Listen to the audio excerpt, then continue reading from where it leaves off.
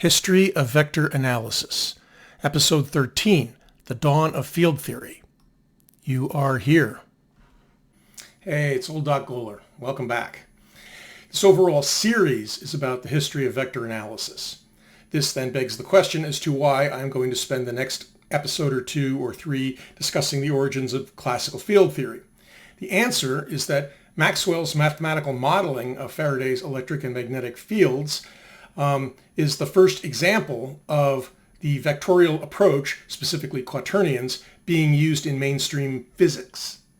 Okay, so to understand the history of vectors, we need to understand something about the history of the fields that they were first applied to. There are two themes regarding fields that I am going to discuss. In this episode, I'm going to say a few things about the physics of classical fields. This could be the subject of an entire series in and of itself, and perhaps someday it will be. But for now, I'm just going to touch on a few points. The second, subtler theme will be the subject of the next episode. It involves the view that there are two families of mathematics, discrete and continuous, and how these maths are applied to physics. Since quaternions and the vectorial approach are generally mathematical, this is where the main thread of the story will run. Okay, a bit about the physics of fields. In his famous Principia of 1687, Isaac Newton famously defined and used forces with magnitudes and directions to describe gravity. The magnitude of this force was given by his famous universal law of gravitation, shown here, which is linearly proportional to the masses of each object in question and inversely proportional to the square of the distance between them. As historian Michael J. Crow has noted, this did not represent the dawn of vector analysis because Newton considered only the addition and subtraction of these mathematical objects, and this is not sufficient to define a mathematical structure. Newton's third law of motion states, for every action there is an equal and opposite reaction. This manifests itself in the fact that the force of mass 1 on mass 2 has the same magnitude and the opposite direction as the force of mass 2 on mass 1. And yes, I am assuming that you know all of this. Not to get too metaphysical here, but Newton considered forces such as gravity to be real in the philosophical sense. Something that tends to get glossed over, however, is the fact that Newton did not consider what we today call the gravitational field to be real. In his view, gravity acted only between the masses and not on empty space. No mass, no force. End of model. He also assumed that this force acted instantaneously between the two masses, and you can see that there is no time dependence in this equation. He called this action at a distance. As to the mechanism involved to power this force, he famously stated in Latin, hypotheses non fingo, which translates as, I offer no hypotheses. Also importantly for our story, about a century later, Augustus Coulomb offered up a similar action at a distance expression for the force between electric charges. It's shown here. According to the Wikipedia article on field, parentheses physics, sometime in the 18th century, quote, a new quantity was devised to simplify the bookkeeping of all these gravitational forces. This quantity gave at each point in space the total gravitational acceleration that would be felt by a small object at that point. This did not change the physics in any way, unquote. The term field was not used at this time to describe this new quantity, and that's just as well because it differs in some fundamental ways from our modern understanding of a field. It was defined at all points in space, not just where the masses were, but it was still based on the action at a distance worldview, which assumed, among other things, that these forces acted instantaneously across space. In this view, forces are real, and this proto-field thing is not. It is simply a calculated abstraction used for convenience. By the way, this definition of the gravitational field, if I may call it that for a moment, is often how young physics majors are introduced to the concept of the field. If F is the force at a point, then F over m is the field at that point, right? And this holds for electric and magnetic forces and fields as well as gravity. Simple, right? Were that it were so.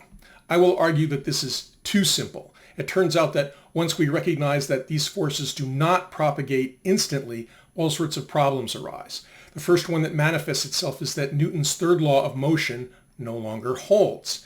If you rapidly transfer a mass from one point to another that is farther away from a second mass, the first mass will feel a weaker force due to the increased distance instantly upon its arrival, but the unmoved second mass will continue to feel the same stronger force for some small period of propagation time. During that time, F21 and F12 are not equal, thus violating Newton's third law. Okay, the way out of this mess, it turns out, is to infuse the field with energy, energy that can be transferred to and from any object moving through it.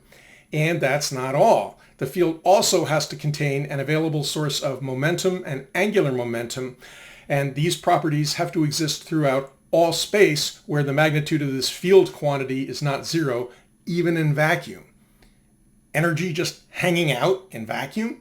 This is a weird concept, and it is not simply given by F divided by M. Sorry, troubled physics majors, but fields are considerably more complicated than F over M or F over Q. How do fields come to contain the properties of energy and momentum? All right, this is the point where I will refer you to a future series on classical field theory that I have not yet created and may never create, but at any rate, what I'm doing is I'm officially wimping out and stating that the question of how fields come to contain energy, even in a vacuum, is beyond the scope of this course on the history of vector analysis. Okay, sorry. But anyway, I'm getting ahead of myself. When Michael Faraday came on the scene, the problem of field energy and the like were not even on the horizon. Michael Faraday, born in 1791, was most definitely not a Cambridge man nor an Oxford man. He was a commoner who was not even a member of the Church of England, an important consideration at the time. He was largely self-educated and very limited in his mathematical abilities. However, he had a genius for experimental work that astounded members of the Royal Society, who, to their credit, not only made him a member, but offered him the presidency. He declined, by the way, on religious grounds. His experimental achievements are the stuff of legend. He invented the electric motor and the electric generator. He founded the entire field of electrochemistry, coining terms such as cathode, anode, electrode, and ion in the process. And regarding our story, he developed the law of induction, also known as Faraday's Law, way back in 1831. This was the year Tate and Maxwell were born. It was the year Gauss wrote his memoir coining the phrase complex number. Hamilton was only 26 in 1831 and still years away from starting his work on triplets, much less on quaternions. Faraday's law of induction was impressive not only because it related the physical movement of a magnet to an induced electric voltage in a nearby loop of wire, but because he created an accurate mathematical model of it. Since, as we've noted, he was not very mathematically inclined, the fact that he had been able to do this at all caused a number of people to wonder how he did it. He did not use the standard mathematical techniques of the day, which he did not know. Okay, we'll come back to this a bit later. Here is Faraday's law as he expressed it mathematically, and then below as we express it today. Each one of these terms requires more explanation than I want to get into right now, but the key point for our story is that he considered this parameter, phi sub b, which he called the magnetic flux, as extended in space, existing everywhere that its magnitude was not zero, even if there were no magnets, charges, or even air at each point considered. He, along with William Thomson, whom we'll discuss next time, are generally credited as the inventors of the modern physical concept of the field, a term that Faraday himself coined to describe it. Faraday believed that these fluxes existed, that they were real everywhere. Note the difference between this view and Newton's action at a distance. So, did Faraday appreciate the fact that considering these fields to be real meant that they had to contain energy and momentum, or that it would lead to a finite speed of propagation? I have not read a detailed Faraday biography, and I don't know, but I suspect that he did not. As noted, he was not a mathematical guy. What is clear is that a generation later, it was Maxwell who extended Faraday's concept of the electric and magnetic fields into a complete mathematical structure. Okay, that's most of what I'm going to say about the physics of classical field theory in this series. From here on, I'm mostly going to stick to the mathematical tools used to model it. In the next episode, I'm going to change gears slightly and begin a discussion on another important background theme, the subtle difference between what I refer to as discrete and continuous maths and how physics tends to apply each of them. See you then.